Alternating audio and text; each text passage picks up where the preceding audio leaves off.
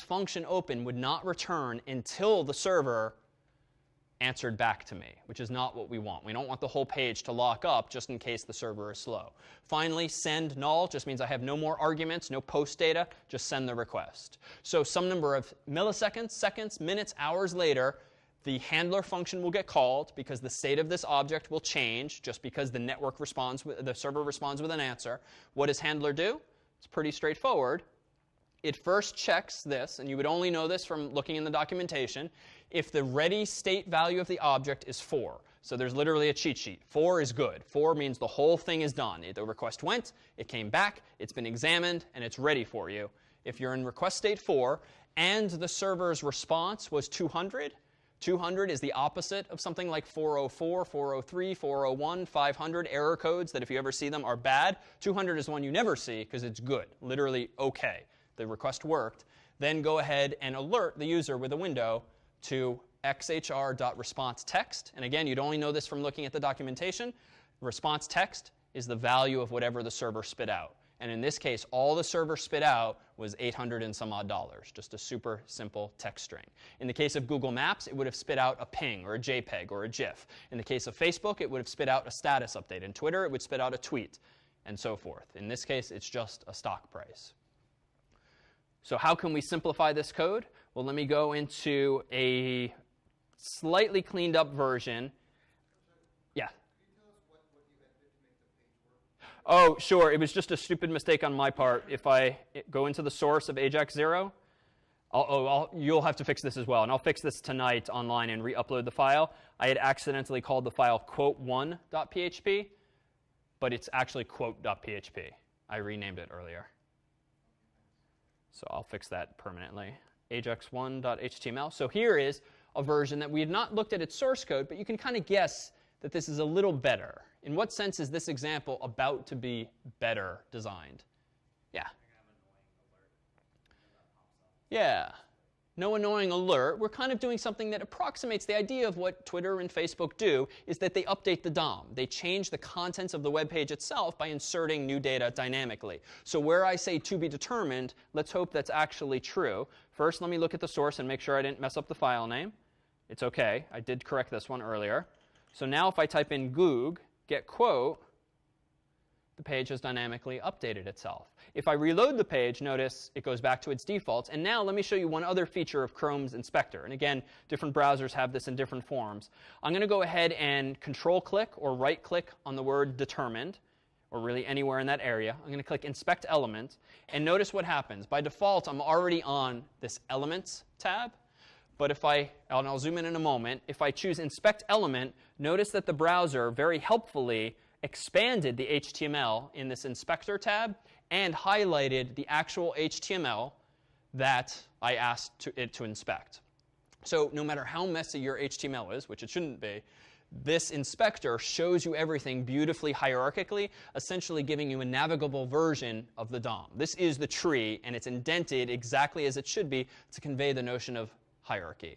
So watch what happens now. It's going to be a little small, so I'm going to do this way. I'm going to type in GOOG. I'm not going to hit Enter or Submit yet. I'm going to scroll down to the bottom here. And now I'm going to hit Enter while this is on screen. And what do you expect should happen to the actual DOM, which, again, the inspector here is showing me? It should actually change. That rectangle's value should be changed from to be determined to $800 something. So here we go. Enter. And indeed, it actually changed.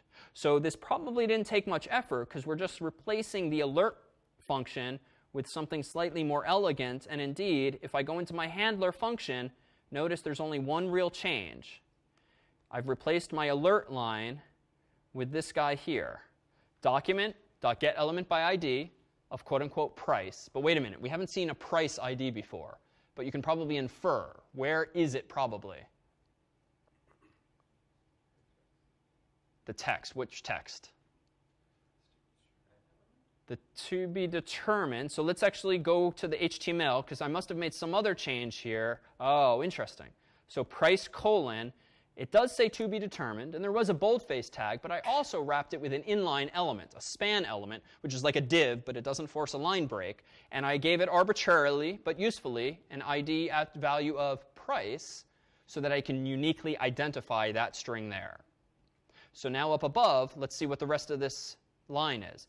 Get element by ID of price dot inner HTML. So there's different ways of doing this, and this is somewhat of the kludgy approach. The right way to do this would be to create a new text node, to remove the old text node, insert or append the new text node, and it would take 3 lines of code. It actually tends to be slower, at least if you're doing this for lots of nodes in a DOM like a Facebook or a Twitter does.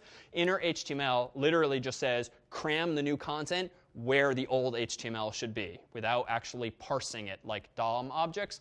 So this gets the job done here. If I scroll to the right, I'm just pushing the response text, the $800 string, into the innermost HTML of that span, which is why we saw the DOM element update a moment ago. So if we do it again to recap now with that context, and I pre-type in Goog, I don't hit enter yet, but I instead scroll down to where it says to be determined. Is the span tag going to be replaced or the bold tag?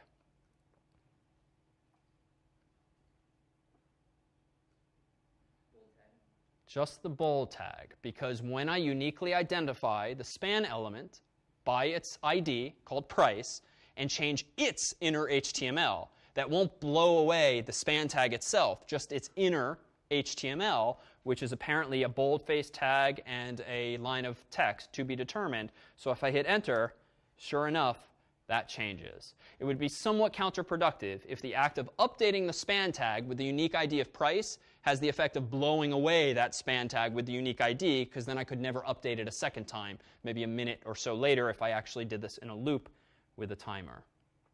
All right, let's clean this up ever so slightly more. In ajax2.html, if I view the source here, notice that I've done away with quote.php. The one thing I don't like about those previous 2 demos is that it requires that I be running a web server that supports PHP, that I have written in advance a file called quote1.php, and that 3, the reader knows something about PHP to actually look at it. In reality, it's a super short file. It's not hard to understand, but it's still a dependency. If the whole point, at least of this portion of the course, is to do client-side development and not have to get tied down to some language like Java or Python or Ruby or PHP, it'd be nice if we can eliminate my PHP dependency altogether. Now, the catch is that there's a problem. Yahoo, as I said before, is the one supplying the data. Long story short, Yahoo Finance lets you grab data in CSV format, sort of poor man's Excel format, which is nice because it's just text, and I can parse it by splitting on the commas that separate the values. The problem, though, is that because of a policy called the same origin policy, when you write JavaScript code and you query a server like Yahoo for data using JavaScript, Yahoo can reply to you and give you that stock price, but you are not allowed typically to do anything with the value that involves manipulating your DOM. In other words, if you have a DOM from your own server, from the HTML, and you're running some JavaScript code that talks to Yahoo, and Yahoo says, here's a piece of data for you, you cannot add that piece of data to your own DOM. It sort of breaks a barrier that's meant to exist between your site and others so that certain threat scenarios don't necessarily arise. This is obviously kind of a problem. I worked around this in the first 2 examples by writing quote.php, who's a middleman, a proxy of sorts that gets the data from Yahoo, then replies to me, so that rather than the data going Yahoo to browser, it's going server, Yahoo, server, browser. But now I'm this middleman. God forbid my server goes down. Now my website won't even work in terms of the PHP code. So it's just an unnecessary barrier. Not to mention it requires code that I write on the server. It'd be really nice if I could just talk to Yahoo.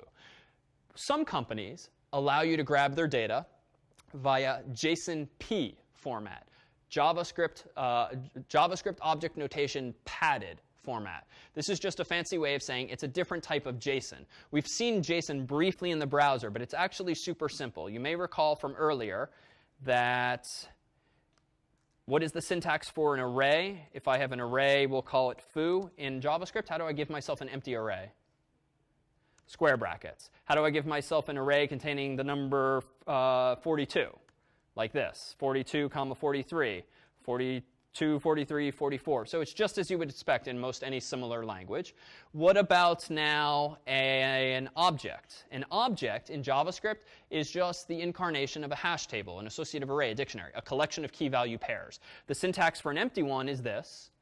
How do we have key value pairs? We only briefly glimpsed this earlier, but you do it in this form, key colon value. And if you want another one, key 2 colon value. And this is a bit of an oversimplification. To be super proper, JSON keys and values need to be quoted, even though this is a pain in the neck. It's not strictly necessary in JavaScript. It is necessary in JSON. So this now is a collection of 2 key value pairs. So what if I want to get back an array of objects? I could get back an array of key colon